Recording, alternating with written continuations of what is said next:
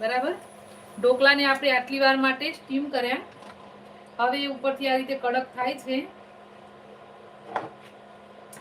કડક થઈ ગયા છે એટલે આપણે આની અંદર હવે મસાલો છે ને એ એડ કરી શકીએ છીએ.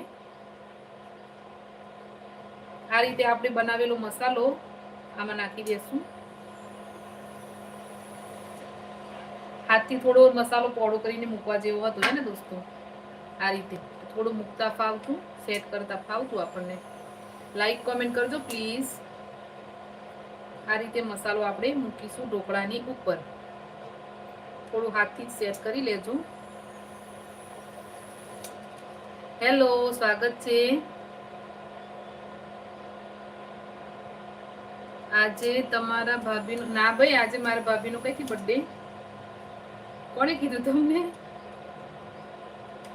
આ રીતે આપણે મસાલાને ઉપર લગાવી દઈશું. હાફ બેટર આપણે સ્ટીમ કરી થોડી વાર. હવે આપણે આ રીતે મસાલાને લગાવી દઈશું. લાઈક કોમેન્ટ કરજો દોસ્તો. રુચિતાબેન કે છે બહુ સરસ છે, થેન્ક યુ.